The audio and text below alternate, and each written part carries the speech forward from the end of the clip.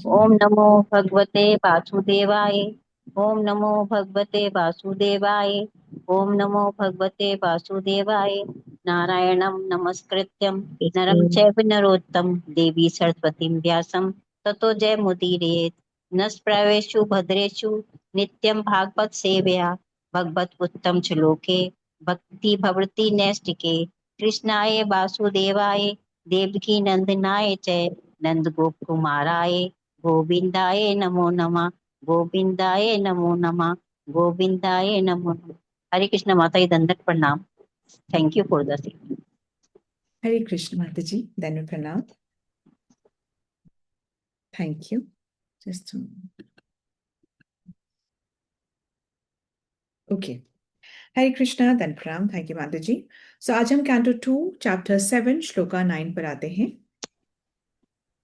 यद्वेनमुत्पद्गतं द्विज वाक्य वज्र निष्प्लुष्ट पौरुष भगम निरयपतंतम ध्रात्वा अर्थितो जगति पुत्र पद्म चलेभे दुग्धा वसूनि वसुधा एकलानि येन यद्वेनमुत्पद्गतं द्विजवाक्ये वज्र निष्प्लुष्ट पौरुष भगम निरयपतंतम ध्रात्वा अर्थितो जगति पुत्र पद्म चलेभे दुग्धा वसूनि वसुधा सकलानि येन। हरे कृष्ण। हरे कृष्ण माता जी। यद्वेनमुत्पथगतं द्विजवाक्यव्रज निष्प्लुष्टपौरुषभङ्गं निरये पत्नन्तं त्रात्वार्थितो जगति पुत्रपदं च लेभे दुग्धा वसुनि वसुधा सकलानि येन। हरे कृष्ण। हरे कृष्णा। सभी को दंडवत प्रणाम। महाराज वेन कुमार गामी हो गया, अतः ब्राह्मणों ने वज्र श्राप से उसे दंडित किया। उस प्रकार राजा वेन अपने सत्कर्मों तथा ऐश्वर्य सहित भस्म हो गया और नरक के पथ पर जाने लगा। किंतु श्री भगवान ने अपनी अहेतु की कृपा से उसके पुत्र पृथु के रूप में अवतरित होकर शापित राजा वेन को नरक से उबारा और पृथ्वी का दोहन करके उससे सभी प्रकार की उपजें प्राप्त की। थैंक यू माता जी। सो इसका हम थोड़ा सा पहले बैकग्राउंड समझते हैं, फिर हम श्लोका को पढ़ेंगे। अभी क्या होता है, एक राजा अंग, राइट। वो बहुत अच्छे भक्त हैं। उनके पुत्र हुए राजा वेन। वेन बहुत ही अत्याचारी और अधर्म के पथ पर चलने वाला राजा बना। हो जाता है ऐसे कि बहुत, कोई जरूरी नहीं है कि परंपरा बिल्कुल सही चलती रहे, हो जाता है। तो अब क्या बोल रहे हैं कि राजा अंग जो है वो बहुत सुंदर भक्त हैं और अच्छे रिस्पॉन्सिबल राजा हैं। उनके जो पुत्र हुए वो हुए राजा वेन। वेन बहुत अत्याचारी अधर्मी, मतलब वो बचपन से ही बाय बर्थ ही ऐसे थे, अधर्मी। खेल खेल में अपने ही फ्रेंड्स को वो खेलते खेलते मार डालते थे, तालाब में फेंक देते थे। इतना दुखी हो गए थे उसके पेरेंट्स कि वो छोड़ करके वन चले गए थे। पर राजा वेन जो है, उसका अत्याचारी स्वभाव में कोई परिवर्तन नहीं आया।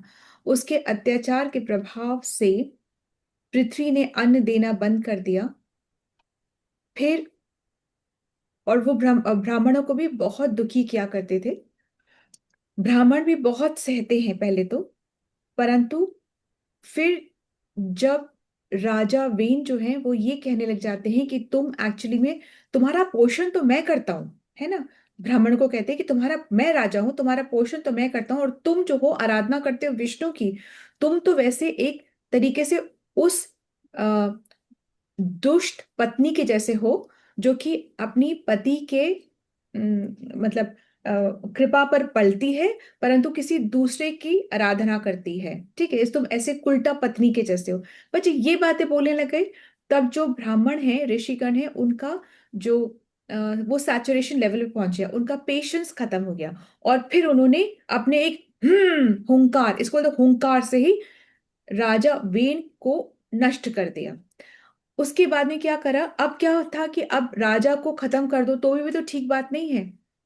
वैसे राजा बहुत सम्मान्य पद पर होते हैं, उनका रिस्पेक्ट और सम्मान होना चाहिए, और होता भी है। परंतु अब जब राजा को इन्होंने खत्म ही कर दिया, ब्राह्मणों ने और ऋषियों ने, तब लगा कि अब ये जो राज्य है वो चलेगा कैसे, अब कौन इसकी देखभाल करेगा, कौन लीडर बनेगा इसका। तो उन्होंने फिर क्या करा, उनकी बॉडी को तेल में डुबो के रखा। उसके बाद उनकी बॉडी का मंथन करा, मतलब उसको ऐसे ऐसे पूरा ऐसे उसका मंथन करा। उस मंथन करने के बाद से उनकी बॉडी में से पहले क्या निकला, जो उनकी बॉडी में जितने भी पाप थे, उस पाप से एक जाति प्रकट होती है, उसको बोलते हैं निषाद जाति, जो कि बहुत पाप करती है और वो जंगलों में ही वो बसती है। तो निषाद जाति उत्पन्न हुई। उसके बाद पाप तो निषाद में चला गया। उसके बाद पृथु, राजा पृथु है, वो प्रकट हुए, और उनकी संतान जो प्रकट हुई वो उसका नाम है पृथु। पृथु प्रकट हुई और साथ साथ में अर्ची भी प्रकट हुई। और फिर पृथु और अर्ची की का विवाह होता है, ठीक है, they get married to each other. अब आप बोलेंगे ये तो भाई बहन होने चाहिए थे, नहीं।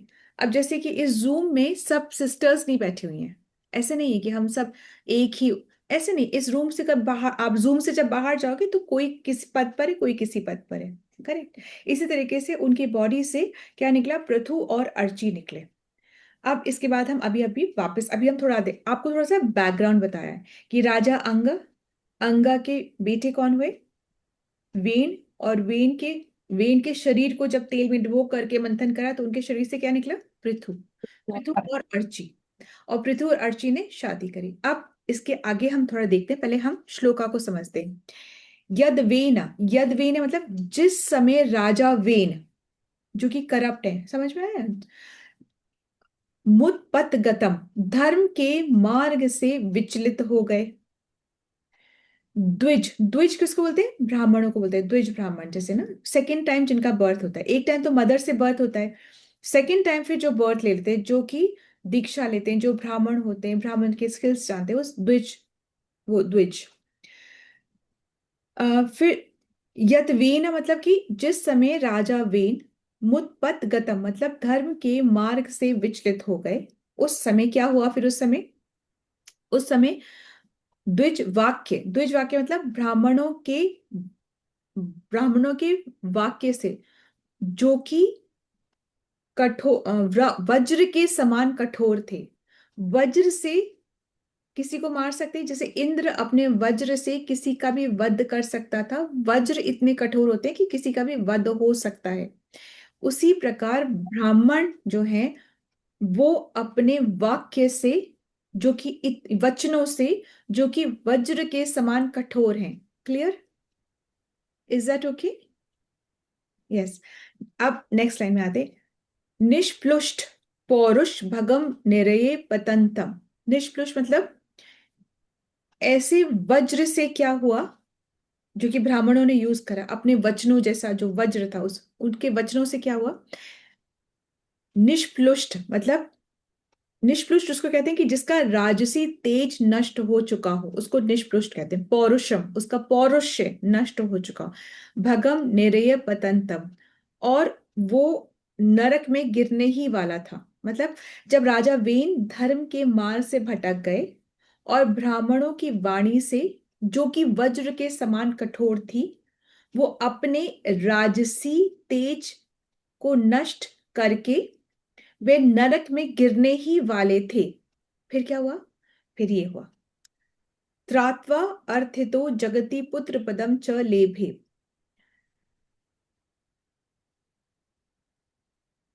उस समय में क्या हुआ, वो नरक में जब गिरने वाले थे, तब एक्चुअली में स्टोरी ये है कि तब भगवान ऋषभ देव के रूप में अवतार अवतार लेकर लोगों को भगवान ने बचाया और धर्म की स्थापना करी। अब ये ऋषभ देव कहाँ से आ गए, अब ये इस बात को हम समझेंगे अभी। एक्चुअली में यहां पर पहले अभी पृथु तक की बात हम समझेंगे। अंगा, अंगा के जो पुत्र हैं वो वेन, और वेन की बॉडी से कौन उत्पन्न हुआ, पृथु। तो जब पृथु उत्पन्न हुआ और जब उसने देखा कि भाई यहाँ पे तो बहुत प्रॉब्लम्स चल रही हैं, पृथ्वी ने अन्न देना बंद कर दिया है और बहुत प्रॉब्लम्स हो रही है। जब अगर पृथ्वी ही सब कुछ खनिज अनाज अन्न ये सब देना बंद कर देगी तो बहुत प्रॉब्लम हो जाएगी। तो फिर तो फिर इन्हीं तो फिर उन्होंने सब कुछ पूछा, और अब हम इसका थोड़ा सा आगे बढ़ते हैं क्योंकि आधा अब आगे वाले श्लोक में भी है।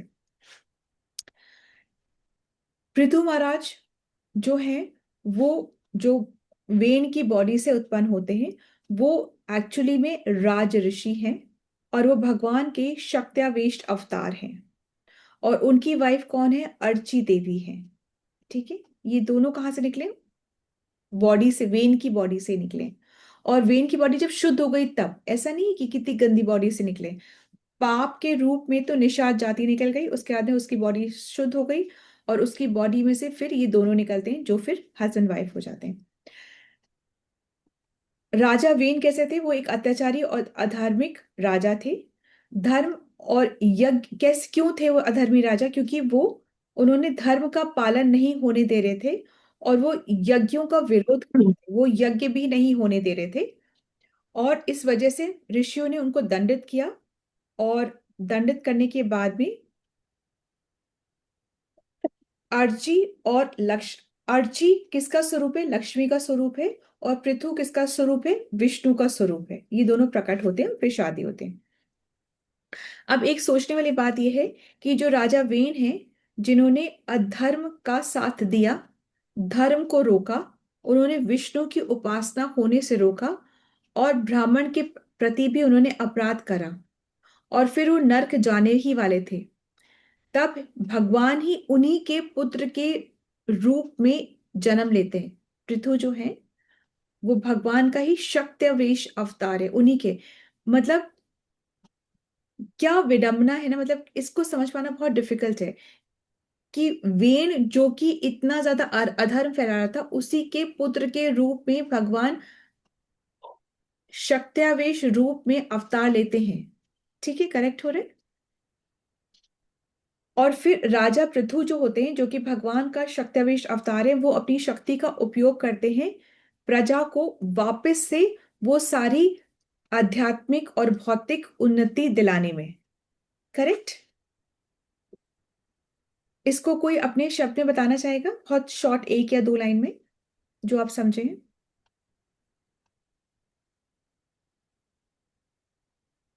वेन कौन है? अधर्मी राजा है। अंग। हाँ, और वेन आप बताना चाहते हैं प्रवीणा माता जी? हाँ, अंग का पुत्र वेन है, वो हाँ। बहुत धर्मी था, अत्याचारी था।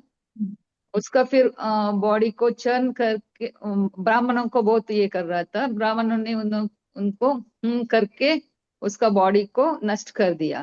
करेक्ट। फिर उसका बॉडी से एक नेगेटिव पार्ट निकल जाता है, वो निषाद जात वाला हो जाता है। फिर करेक्ट। उसका सब पॉजिटिव उससे वेन और रुचि, रुचि ना माता जी, वेन और रुचि, पृथु है। रुचि, ओके, रुचि उत्पन्न होता है। हाँ। वो लोग फिर शादी करके वो पृथु महाराज उससे बॉर्न होता है। वो भगवान का अवतार रहता है, शक्ति अवतार रहता है। हम्म। पृथु और अर्ची उस बॉडी से निकलते हैं, राइट? अच्छा, पृथु पृथु और और अर्ची दोनों उस बॉडी से निकलते हैं। अब आप बोलोगे दोनों अगर एक बॉडी से निकले तो फिर ये भाई बहन है? नहीं, ये भाई बहन नहीं होते। ये दोनों कौन है? ये एक विष्णु का विष्णु जी और लक्ष्मी जी। और एक Lakshmi. Then they get married. यहां तक का हमको अभी समझना है। Is that okay? हमको अभी इतना ही समझना है।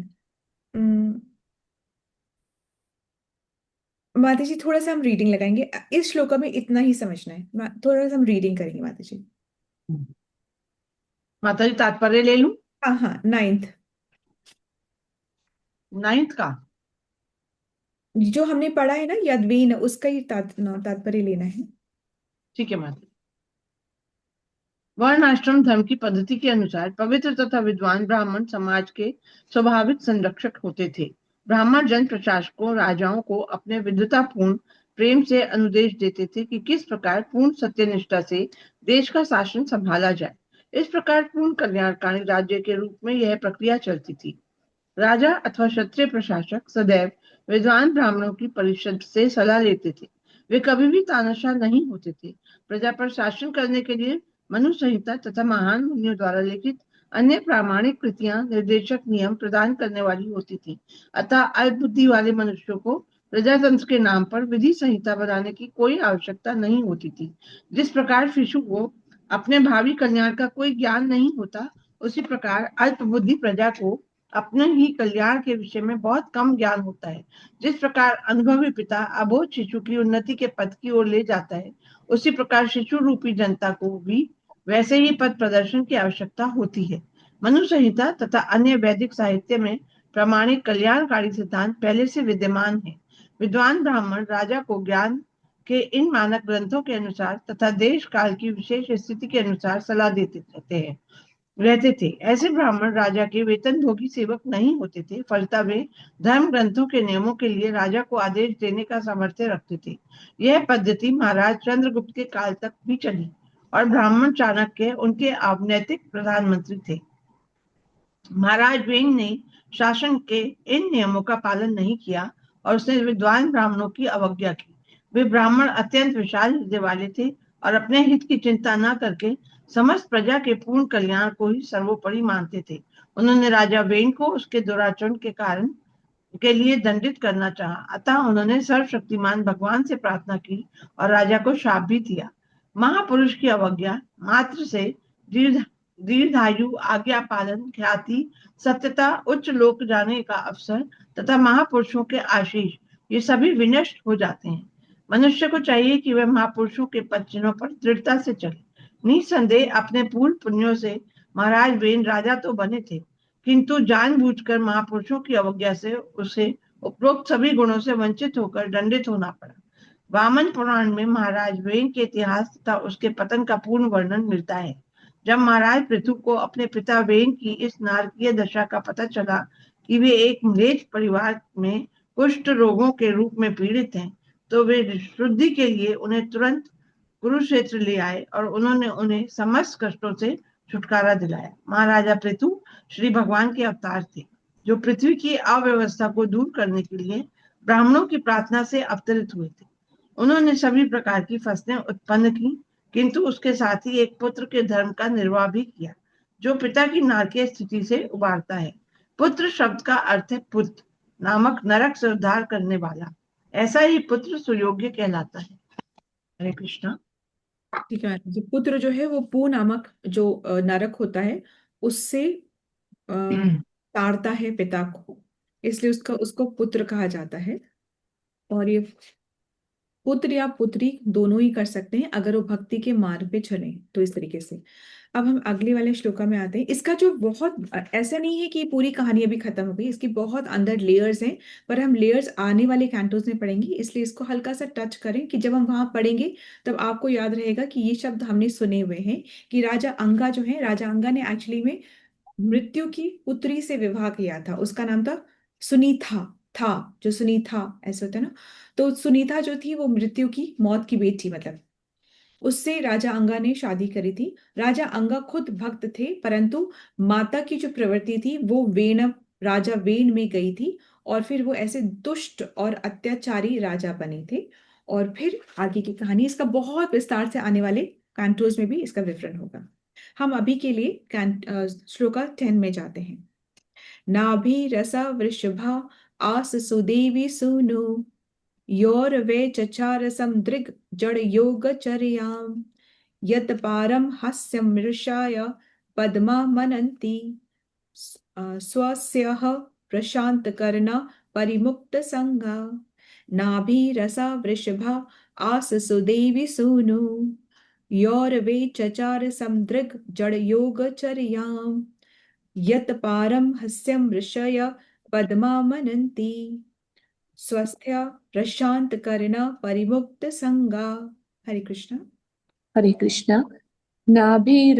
नाभिरसा वृषभ आस सुदेवि सुनुर यो वै चचार समंग जडयोगचर्यां यत् पारमहंस्य मृषयः पदमामनन्ति स्वस्थः प्रशान्तकर्णः परिमुक्त संग। हरे कृष्ण। हरे कृष्णा। राजा नाभि की पत्नी सुदेवी के पुत्र के रूप में श्री भगवान प्रकट हुए और ऋषभदेव कहलाए। अपने मन को समदर्शी बनाने के लिए उन्होंने जड़ योग की साधना की। इस अवस्था को मुक्ति का सर्वोच्च सिद्ध पद भी माना जाता है, जिसमें मनुष्य अपनी आत्मा में स्थित रहकर पूर्ण रूप से संतुष्ट रहता है। थैंक यू माता जी। यहाँ पर भगवान ऋषभ देव के बारे में बताया जा रहा है। भगवान जो ऋषभ देव हैं वो भी भगवान का अवतार है, इसलिए उनको भगवान ऋषभ देव कहा जा रहा है। और जो जैन कम्युनिटी है वो इनको एक तीर्थंकर के रूप में जानती है। और ये कौन है एक्चुअली में? एक महाराज नाभि और सुदेवी के पुत्र के रूप में उत्पन्न हुए। सुदेवी का एक दूसरा नाम मेरु देवी भी है। दोनों एक ही हैं, बस नाम दो है। सुदेवी भी नाम है और मेरु देवी भी नाम है। और एक बात और थी कि जो राजा वेन जो अत्याचारी हैं, ये ध्रुव की लीनिएज में है, ध्रुव ध्रुव की परंपरा में है, ध्रुव की परंपरा में है। ठीक है। सो एनीवे, तो मतलब कहा यह जा रहा है कि कुछ भी हो सकता है, तो बहुत भक्ति, बहुत ध्यान से हमको करते करते आगे बढ़ना है। You don't know what karmas have what reactions when. Anyway, नाभि नाभि रसा वृषभ आस सुदेवी सोनो। सोनू का मतलब होता है पुत्र। सुदेवी के पुत्र, सुदेवी और मेरुदेवी एक ही है। सुदेवी सोनू मतलब सुदेवी के पुत्र। आस मतलब सुदेवी के पुत्र के रूप में प्रकट हुए। उसके पहले वाला वर्ड क्या है? ऋषभ। कौन प्रकट हुए? भगवान ऋषभ देव प्रकट हुए। सुदेवी के पुत्र। और फादर कौन है? फर्स्ट वर्ड देखिए, नाभि रसा, महाराज नाभि और सुदेवी मेरु के पुत्र के रूप में भगवान ऋषभ देव प्रकट हुए। Is that okay? First line, ठीक है। योर वे चचार समदृग जड़ योगचर्याम। फिर उन्होंने क्या करा? उन्होंने जड़ योग का आचरण करा। कैसे? समदृग जड़ योग मतलब समभाव होकर उन्होंने जड़ योग के आचरण को एग्जिबिट किया। Is that okay? समदृढ़ जड़ योगचर्या मतलब समभाव होके, मतलब इक्विपॉइज्ड होके के सब लोगों की तरफ समभाव होकर के जड़ योगचर्या मतलब जड़ योग। ऐसे जड़ योग मतलब क्या होता है? बिल्कुल पत्थर जैसे हो जाना। जैसे पेड़ होता है ना, पेड़ एकदम, पेड़ को फर्क नहीं पड़ता, पेड़ को फर्क नहीं पड़ा, बारिश हो रही, आंधी हो रही, तूफान हो रहा है, वो खड़ा है। पत्थर को फर्क नहीं पड़ा, तो ऐसे बोलते हैं जड़ योग होना। अच्छा, एक बार बताओ कि आपको क्या लग रहा है कि जो पेड़ खड़ा हुआ है आंधी तूफान में, क्या वो खुश है? क्या वो सुखी है? जो पेड़ खड़ा हुआ है आंधी तूफान में, जड़ बन के खड़ा हुआ है, क्या वो सुखी है? नहीं माता जी। नहीं मतलब आपको पता है वो सुखी है। वो सुखी है। अपनी अपनी चेतना के अनुसार हम सुख का अनुभव करते हैं। अभी आपको बोला जाए कि आपके घर के बाहर ना शराब की दुकान खुल रही है, आए मजे? मजे आ रहे हैं? बिल्कुल आपकी गली के शुरू में है शराब की दुकान। अब तो क्या ही मजे हैं। आपको आएंगे मजे? आपके ग्रुप में, आप जो हमारा जो ग्रुप है, आपको मजे आएंगे क्या अगर आपकी गली के शुरुआत में शराब की, क्या बोलते हैं, अंग्रेजी वाइन या किसी की दुकान खुली, तो आपको मजे आएंगे? पर नहीं किसी, नहीं नहीं आप लोगों को नहीं आएंगे, पर किसी को तो आएंगे ना। तो ये कैसे हो रहा है कि किसी को आ रहा है कि अपनी चेतना के अनुसार सुख का अनुभव होता है? और पेड़ तमोगुण के कारण, उसने कभी तमोगुण का संग करा है, इस वजह से वो आज पेड़ बन के खड़ा है। पर जिस योनि में जो है, उसको उस योनि का सुख जरूर है। ठीक है, सुख तो है। तो वो सुखी खड़ा हुआ है, उसको नहीं पता है कि there is any other way. उसको वो नहीं जानता है। सुअर अपनी योनि में खुश है, घोड़ा गधा गधा उस काम, वो काम करके लात खा के ही खुश है।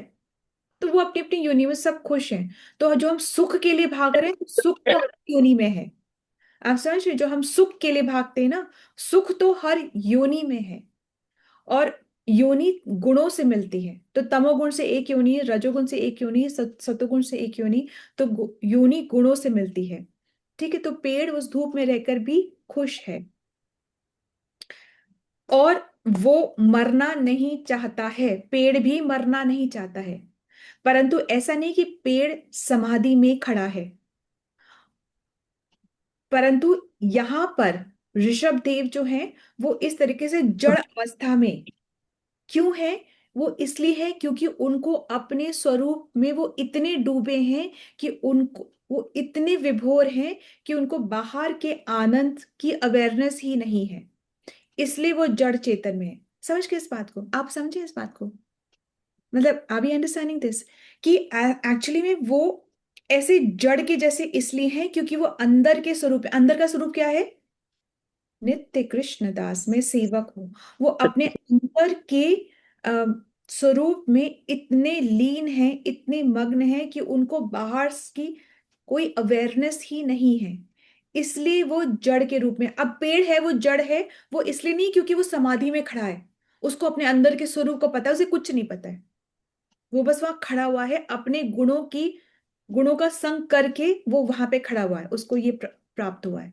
Is that okay? तो जो भी कुछ जड़ दिख रहा है वो ये इसका मतलब नहीं कि वो अपनी अपनी समाधि में है।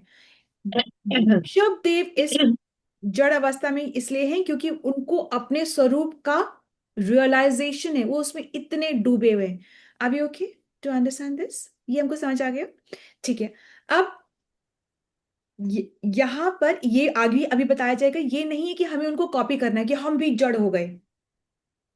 जड़ नहीं होना है, टॉलरेट जरूर करना है, परंतु जड़ नहीं होना है। हमें अपने गुरु का क्या करना है? हमें अपने गुरु को कॉपी नहीं करना है, हमें अपने गुरु के इंस्ट्रक्शंस को फॉलो करना है। अब इसके बारे में भी हम और बहुत इंटरेस्टिंग बात सुनेंगे, ठीक है? तो ये तो हम समझते हैं कि नाभि रसा वृषभ आस सुदेवी सोनु, मतलब सुदेवी और ऋषभ राजा, राजा नाभि जो हैं उनके पुत्र हैं ऋषभ देव, जिन्होंने योर वेरा, जिन्होंने निश्चय ही जड़ योग को फॉलो करके, संभाव होकर के उन्होंने जड़ योग को एग्जिबिट किया, ठीक है? यत पारम हंस्य मनुष्य, यत मतलब जिससे, मतलब यत मतलब जिसे, जो परम हंस थे, ऋष्य मतलब महान ऋषि थे, पद्मा मनंती, वो भी इसकी बहुत प्रशंसा और सराहना कर रहे थे। करेक्ट? परमहंस वो हैं जिन्होंने अपने इंद्रियों को वश में किया हुआ है।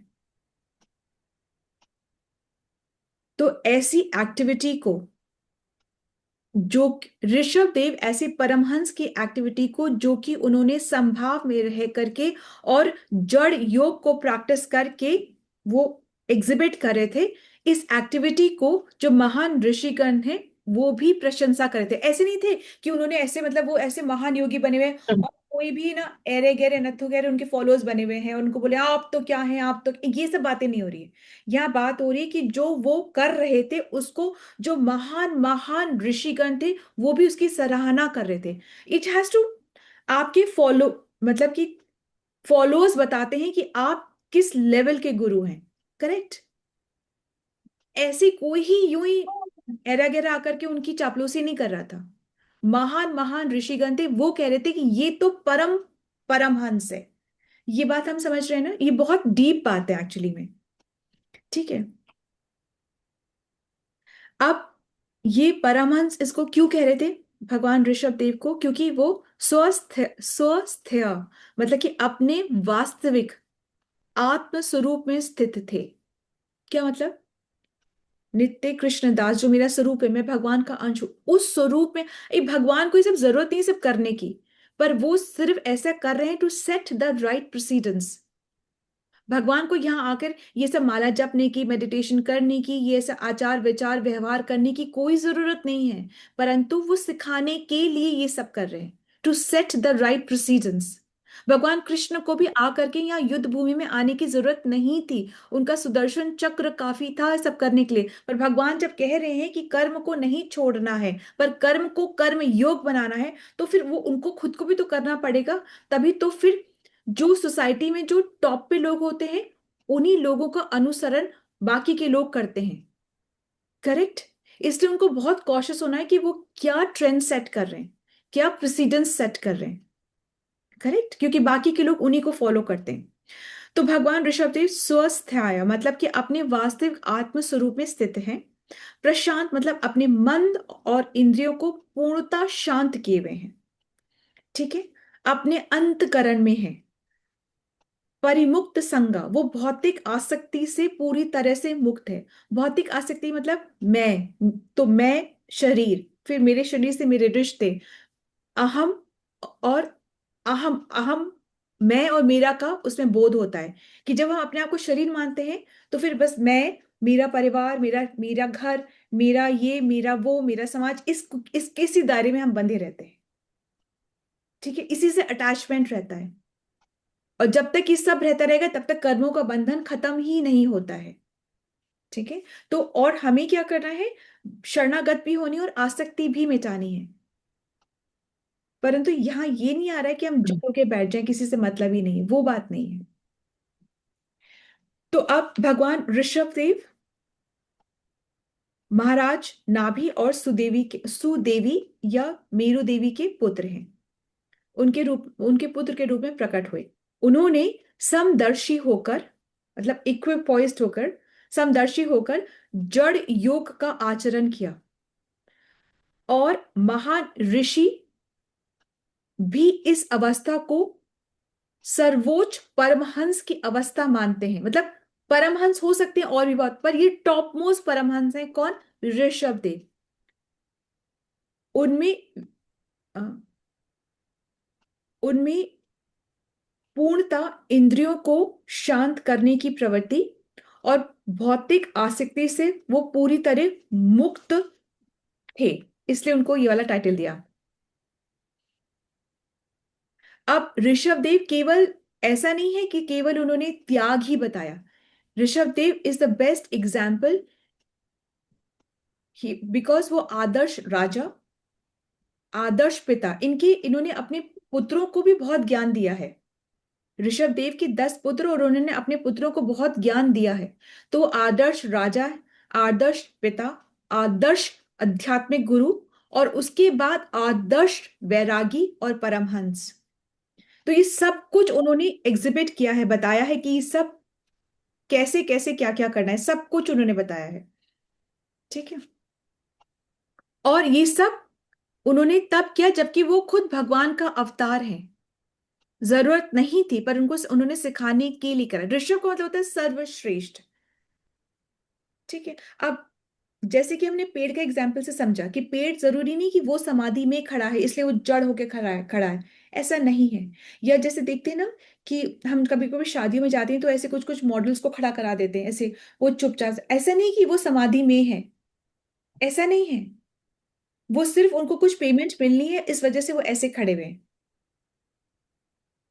करेक्ट, तो जो जड़ है वो समाधि में है जरूरी नहीं है। वो समाधि में इसलिए है और जड़ रूप को प्रदर्शन इसलिए कर रहा है क्योंकि अंतकरण में भगवान ऋषभ देव अपने स्वरूप को जान रहे हैं, उसको समझ रहे हैं। ठीक है, अब एक बहुत वो समदर्शी कैसे थे। समदर्शी मतलब कि, और हम समदर्शी क्यों नहीं हो पाते, वो समदर्शी कैसे थे। इट्स सो डिफिकल्ट ना कि हम समदर्शी नहीं हो सकते, बहुत डिफिकल्ट है। और वो समदर्शी कैसे क्यों थे, क्योंकि हमारा जो सुख प्राप्त करने का जो माध्यम है वो हमारी इंद्रियां हैं। यानी कि हम कुछ अपनी आंखों से अच्छा देखेंगे तो हमें अच्छा लगता है, अपनी जीवा से ऐसे हमको लगता है बस, क्या है कि भाई दाल चावल मिल जाए मैं तो उससे तृप्त हूं, है ना। तो भाई कुछ मिल जाए, जीवा को उसका सब्जेक्ट मिल जाए तो वो उससे तृप्त है। आंखों को अपना सब्जेक्ट मिल जाए कि अरे वो दिख जाए तो बहुत अच्छा है, तो मैं उससे, कानों को कुछ अच्छा, आप तो कितने महान है, आप तो कितने ग्रेट है, एक एक आपका क्या ही, आपके हर एक मूवमेंट इतना इतने सॉलिड है ना, विजनरी है आप, विजनरी। तो कानों को अच्छा सुनने मिल जाए तो कान तृप्त, आंखों को अच्छा देखने मिल जाए तो आंखें तृप्त है, खान जीवा को अच्छा चखने मिल जाए तो जीवा तृप्त है। ठीक है, इस तरीके से हमारी जो इंद्रियां हैं उसको अपना अपना सब्जेक्ट मिल जाता है तो हम तृप्त हो जाते हैं। तो मतलब हमारी खुशियां बाहर डिपेंडेंट है, परंतु जो परमहंस होते हैं उनकी खुशी अंदर ही डिपेंडेंट है, क्योंकि उनका स्मरण हर वक्त भगवान में ही चल रहा होता है, और उनकी इंद्रियां तृप्त तृप्त तब होती हैं जब वो भगवान की इंद्रियों को तृप्त करते हैं।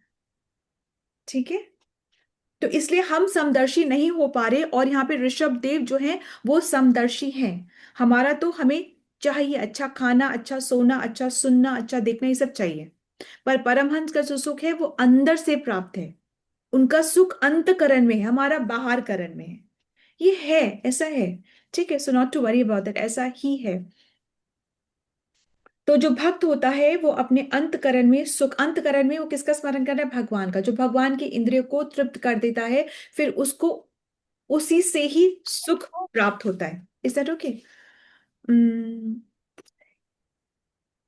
इंद्रियां हमारी जब बाहर से बहुत ज्यादा सुख ले करके सुख फील कर रही हैं, इसका मतलब हम माया के आगोश में हैं। माया हमें भ्रमित करेगी नहीं। देखो, आंखों को तो तभी अच्छा लगेगा जब एक मजेदार से पिक्चर देख लो ओटीटी पे, नेटफ्लिक्स पे एक अच्छा सा सीरियल देख लो, तभी ना आंखें। ये कौन कह रहा है ये सब?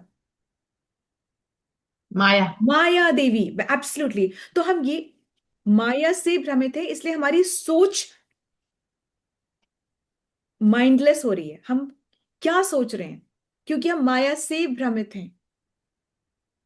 अपने अंतकरण में हम माया को ही जगह दे रहे हैं, कृष्ण को जगह नहीं दे रहे हैं। हम बोल सकते हैं हम तो कर रहे हैं, हम तो जपा करें, हम तो मॉर्निंग मंगल कर सकते हैं, हम बोल सकते हैं, पर ये इसको रियलाइजेशन है, बहुत ट्रांसफॉर्मेशन है, बहुत टाइम लगता है। ये छोटी छोटी बातों से ही अगर हमको लग रहा है कि हमें सुख उसी से ही मिल रहा है, तो मतलब कि हम माया के आगोश, माया की गोद में ही हैं, जो कि हमें अपनी इंद्रियों को तृप्त करना ही सिखा रही हैं। हमें जड़ योग प्रैक्टिस नहीं करनी है, हमें बस अपनी बुद्धि को बार बार खींच के ला करके भगवान के चरणों में लाना है। बस हमको ये करना है, हमको ट्रेन करना है, कल्टीवेट करना है, अपने आप को ही ट्रेनिंग देनी है। जैन संप्रदाय के लिए ऋषभ देव बहुत ज्यादा इंपॉर्टेंट है। जैन संप्रदाय आप जानते होंगे कि ना, वो भगवान विष्णु को भगवान नहीं मानते हैं। वो ऋषभ देव को फॉलो करते हैं, परंतु पता है वो क्या फॉलो करते हैं? वो ऋषभ देव के आचरण आचरण जो है ना, बाहरी आचरण जो है, उससे शिक्षा प्राप्त करते हैं। जैसे कि कपड़े ना पहना, जैसे भी वो जिस भी रहते हैं, उनके बाहरी आचरण से शिक्षा प्राप्त करते हैं। लेकिन भगवान ऋषभ देव जो उनको शिक्षा देना चाहते हैं, उस शिक्षा को वो नहीं पकड़ पाते हैं। और वो शिक्षा क्या देना चाहते हैं? कि तुम अपने सबसे कह रहे कि तुम मुझ वासुदेव में प्रीति करना सीखो। यदि नहीं सीखोगे तो तुम देहात्म बुद्धि में ही रहोगे, कि मैं देही हूं और उस देह को इसकी सब कुछ त्याग देना से हमारी देहात्म बुद्धि नहीं खत्म हो जाए, कि हमने मतलब अपने लिए सब सुख सुविधा त्याग दी, कपड़े भी हमने त्याग दिए, उससे देहात्म बुद्धि खत्म नहीं होती। भगवान कह रहे हैं, जो मैं कह रहा हूं उस बात को समझो। मैं क्या कह रहा हूं? कि तुम मुझ वासुदेव में प्रीति को बढ़ाओ। बात त्यागने की नहीं है, बात हायर टेस्ट को लेने की होती है। तो तुम उस हायर टेस्ट में अपने रुचि को लगाओ। क्या छोड़ना है, क्या छोड़ना है, उसमें ध्यान मत लगाओ।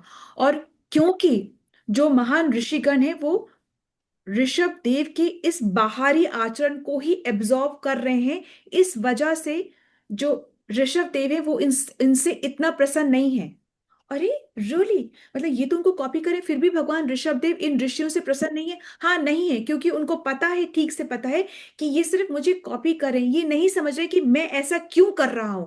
मैं ऐसा इसलिए कर रहा हूं क्योंकि मेरे अंतकरण में मैं अपने स्वरूप को जान रहा हूं, इसलिए मैं ऐसा एग्जिबिट कर रहा हूं। ये वो नहीं समझ रहे, ये सिर्फ मेरे एग्जिबिशन को कॉपी कर रहे हैं। Do you get it? एक बार आप समझ लो। तो भगवान ऋषभदेव उन ऋषियों से खुश नहीं है जो कि सिर्फ उनको कॉपी कर रहे हैं, क्योंकि ऋषभदेव जानते हैं कि मुझे कॉपी, ये सिर्फ कॉपी करें, ये नहीं समझ रहे कि मैं ऐसा क्यों कर रहा हूं। मैं ऐसे इसलिए कर रहा हूं क्योंकि मेरे अंतकरण में मैं अपने स्वरूप को जानता हूं। ठीक है? तो हमें क्या करना है? हमें अनुकरण यानी कि इमिटेशन नहीं करना है। हमें क्या करना है? अनुसरण करना है, यानी कि उन गुरु के इंस्ट्रक्शंस को फॉलो करना है। करेक्ट? ऋषिगण जो थे वो परमहंस के दिनचर्या का पालन करने लगे थे। भगवान ऋषभदेव ये समझ रहे थे कि ये लोग मेरी परमहंस अवस्था को नहीं समझ रहे हैं, मैं किस अवस्था में जाकर इस परमहंस का पालन कर रहा हूं, ये वो ऋषिगण नहीं समझ रहे हैं। इस कारण से भगवान की प्रीति उन ऋषियों में नहीं हुई। ठीक है, भगवान ये नहीं चाहते हैं कि कोई जड़ योग में लगे और भगवान से प्रीति न करे, मतलब खाली हम फॉलो कर रहे हैं, अंदर से हम भगवान से प्रेम, भगवान ये नहीं चाहते। भगवान ये नहीं चाहते कि कोई भी विष्णु की उपासना न करे। अगर आप जैन संप्रदाय से ये पूछेंगे कि जीवन का परम उद्देश्य क्या है, तो वो नहीं बता पाएंगे कि वैकुंठ की प्राप्ति या गोलोक की प्राप्ति ही भगवान या भगवत धाम की प्राप्ति ही जीवन का उद्देश्य है। वो ये नहीं बता पाएंगे कि विष्णु ही परम गति है। वो ये नहीं बता पाएंगे कि विष्णु से, कृष्ण से प्रेम ही जीवन का उद्देश्य, वो नहीं बता पाएंगे। ठीक है, so Hare Krishna, this is all mention in the, ये जो पर्पेट है उसमें मेंशन्ड है। आप इसको एक बार रीडिंग लगाएंगे, आपको बहुत अच्छा लगेगा इसको पढ़ने में। ठीक है, so Hare Krishna, we have really exceeded our time, so let's move on to key learning in one line. Who has a key learning service? Krishna माता जी, दंडवत प्रणाम। दंडवत प्रणाम माता जी। हरे कृष्णा। माता जी, इसमें एक तो श्लोक 9 में राजा अंगी के पुत्र राजा वेन की चर्चा हुई है, जो अधर्मी थे और उन्होंने उनसे प्रथु और अर्ची निकले, जिन्होंने शादी की और धर्म की स्थापना की और जिससे पृथ्वी का कल्याण हुआ। Very nice. कैंटो 10 में ऋषभदेव भगवान ऋषभदेव राजा नाभि तथा सुदेवी के पुत्र थे। उन्होंने जड़ योग की साधना की और उन्होंने कहा वो अपने जो लोग अनुसरण करते थे, उनके अनुकरण करते थे, उनके व्यवहार का, उससे वो प्रसन्न नहीं थे। वो कहते हैं कि अनुसरण करो, क्योंकि उनके अंदर जो वो मतलब भगवान के उनके चित्त में भगवान की साधना करते थे, मगर व्यवहार, वो कहते हैं व्यवहार की नहीं, मतलब मेरे व्यवहार की का अनुसरण मत करो, अनुकरण करो, अनुकरण मत करो, अनुसरण करो मेरे, मतलब जो मेरे, मतलब जो मैं अंदर चित्त का। बिल्कुल ठीक है, बिल्कुल, कि don't copy me but understand my instructions. और वो बिल्कुल नहीं चाहते थे कि कोई भी विष्णु से प्रेम न करे। वो ये नहीं चाहते थे कि मुझ विष्णु से तुम प्रेम न करो, ये मैं नहीं चाहता, इसलिए वो उनसे खुश भी नहीं। ठीक है, हरे कृष्ण माता जी, very nice, beautiful, thank you माता जी। So let's move on to मंगल ध्वनि क्विकली। हरे कृष्णा, सबको दंडवत प्रणाम। जय ओम विष्णु पदाय divine grace AC Bhaktivedanta स्वामी श्रीला प्रभुपाद की जय। नामाचार्य भक्ति सिद्धांत सरस्वती ठाकुर गोस्वामी महाराज की जय। अनंत कोटि वैष्णव वृंद की जय। नामाचार्य श्रीला हरिदास ठाकुर की जय। श्री श्री राधा माधव की जय। श्री पंच तत्व की जय। श्री जगन्नाथ सुभद्रा बलदेव की जय। श्री प्रहलाद नरसिंह भगवान की जय। श्री तुलसी महारानी की जय। श्री पतित पावन गौर निताय की जय। श्री गौर निताय प्रेमानंद हरि हरि बोल। All glories to assembled devotees, Hare Krishna. All glories to Guru and Gauranga, Hare Krishna. All glories to Srila Prabhupada, Hare Krishna. प्रेम से कहो श्री कृष्ण चैतन्य प्रभु नित्यानंदा, श्री अद्वैत गदाधर शिवसादि गौर भक्त वृंदा की जय। राधा कृष्ण गोप गोपीनाथ राधा कुंड श्याम कुंड गिरि गोवर्धन ब्रजभूमि वृंदावन धाम चंद उदय मायापुर नवदीप धाम की जय। राम सीता लक्ष्मण हनुमान की जय। गंगा मैया यमुना मैया की जय। ट्रांसडेंटल बुक डिस्ट्रीब्यूशन की जय। महाप्रसादम की जय। हरि नाम संकीर्तन की जय। Please forgive me if I have offended anyone with my words, deeds and action. वांछा कल्पतरुभ्यश्च कृपा सिंधुचे एवच पतितनां पावनेभ्यो वैष्णवो नमो नमः। हरे कृष्णा, सबको दंडवत प्रणाम। Thank you so much for the service. Have a blessed Ekadashi. Hari Bol. Hari Bol. Blessed Ekadashi to everyone. Thank you, Mataji. Let's all join our hands and pray to Krishna and seek his blessings so that we can all become sincere devotees and do our chanting offenselessly. Hare Krishna. Let's all join our hands and pray to Krishna and seek his blessings to bless all those who are suffering from any kind of ailments to recover faster. Hare Krishna. Let's all join our hands and pray to Krishna and seek his blessings for the strength that we need for our spiritual growth. Hare Krishna, Krishna Krishna, Hare Hare, Hare Rama, Rama Rama, Hare Hare. A special round of chanting for all our loved ones who wish to be in Krishna consciousness, but somehow or the other are engaged in Maya and the other services. May they get the opportunity to sing the glories of Krishna far and wide. Hare Krishna, Krishna Krishna, Hare Hare, Hare Rama, Rama Rama, Hare Hare. Have a beautiful, blessed Ekadashi today with your loved ones and for the pleasure of Krishna. Hare Krishna. Thank you. Mataji, will be having Ekachi rounds. The session will be open. Whosoever can join. 12 बजे फिर 1 बजे भगवत गीता की जो class होती है वो होगी और देन 6:30. ठीक है. सो अगर 2 जन भी करते हैं वो भी बहुत अच्छा है. संघ में चैंटिंग बहुत अच्छी.